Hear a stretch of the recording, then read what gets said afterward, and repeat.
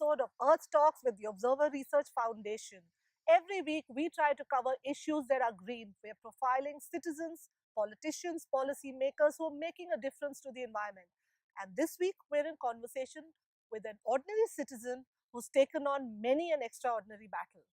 Rajeev Suri, welcome to Earth Talks and thank you for talking to us. Thank you. My I'd pleasure. like to start by asking you, you've been fighting for Delhi's green spaces.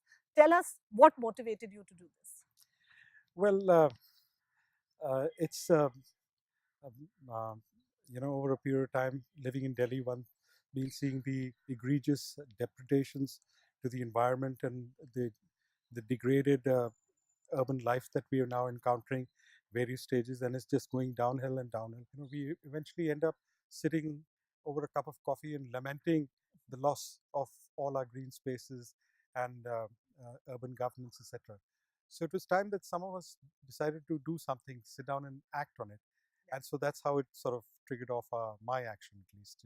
Give us a sense of the actions that you've taken. I believe you fight your own cases in court. You filed many a PIL, you filed RTIs, and you've had some successes. Yes, most certainly. Well, you see, as any citizen, and I'd say this to any citizen who wants to join a movement of this sort, usually the starting point of all of this is an RTI. So usually, you have a query in your mind, why is this happening and why is that happening? So the best way of actually starting off is an RTI, where you get the basic information, and that's the way I started. I got the basic information, and having got that basic information, then I said, okay, now what next?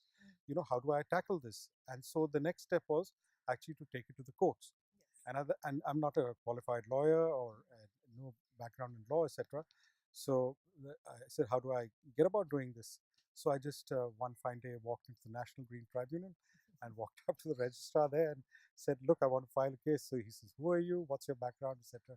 He says, well, you can try, but without a lawyer, you're not going to have much success. Yeah. But you can take a look at this file, and this is the way you have to sort of get going. And did you actually win any case? Were you able to influence policy in some ways? Yes. As a matter of fact, you see, it's win some and lose a lot, but that's the name of the game, and one has to keep one's morale up with that one win that you have and 8 losses. Lose when you lose, but that one win actually sees you through those 8 losing games that you fight. But even with every loss, you've moved one step forward.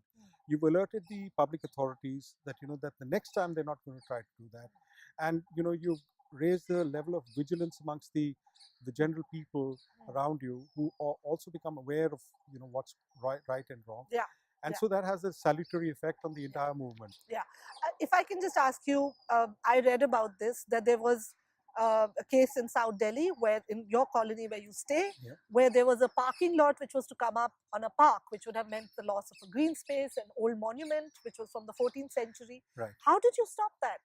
Well, that was, a lot of good research to start with. Again, as I said, RTI. You see, usually what happens is that when a public authority comes up with a project of this nature, they haven't obtained all the clearances because they feel that they are the public authority and they don't need clearances. You and I need clearances. You and I need to get our plan sanctioned. You and I have to do everything else except them. So therefore you have to nail them on that, and that's exactly how we proceeded. That we went through a plethora of wide sweep of RTIs, and we got all the basic information together, and we found that they hadn't obtained a land change in land. You see, they were trying to build it on Children's Park and a public road. So both of that, prima facie, to anyone, how can you use a children's park for something of this nature? So that itself was an egregious mistake that they were making, and when we challenged them on that, they said, no, but the park belongs to us. We can do what we like on it. So, but in law, it doesn't work that way. And so that's how we moved our challenge into the High Court. And fortunately, we were able to, win that case. So you won that case, actually. That's right. Yes, that's right. So it was actually because, we won it because the law was on our side. And in any one of these matters, you will only be able to win a case or get some sort of relief from the courts if the law is on your side. If you're trying to do something in which the law doesn't support you, then you're, on the right You know, someone who's watching this will say, but you're someone who's stalling development. I mean, a multi-level parking lot would have been really great for a city which is fighting for, you know, parking spaces. So how would you respond to people who criticize environmentalists as stalling development? Yeah. So you see, that's where we got the entire proposition upside down. The proposition is that, you know, we should be actually reducing the number of cars on the road, right? We should be actually, you know, making sure that we use non-motorized transportation, NMT as it's known, non-motorized, which is walking and, you know, cycles and the rest of it. But we're not using NMT, we are using cars now. And why are we using cars? Because, you know, we've lost all our footpaths and all the pedestrian paths have all gone. So therefore, more and more cars are coming in.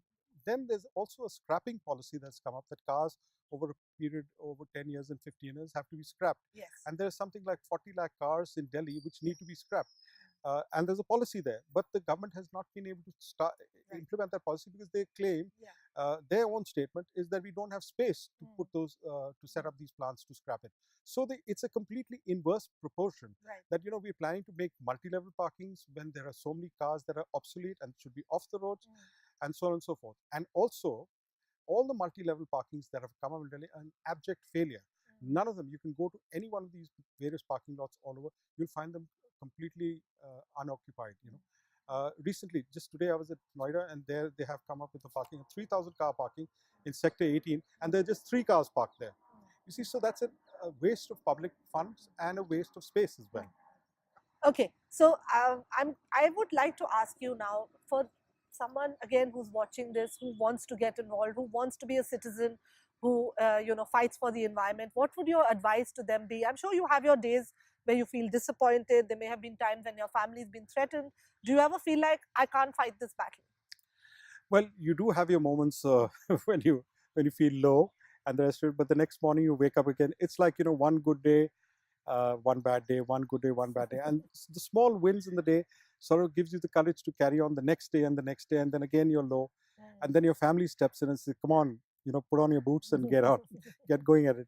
And so that's how it moves. But I would say one thing is that, you know, we are at a stage where we need much more direct action, direct action of citizens. And as you may have noticed over the last couple of years, more and more people are getting involved, more and more people are hitting the streets, you see, and protesting vociferously, like, for instance, the Clean Air program, as you may have been seeing and you've covered also recently, is that a lot of people, citizens, are out on the roads and protesting vociferously, and therefore the government had to notify the Clean Air program, etc. So there is more awareness and more social action from the citizens at large.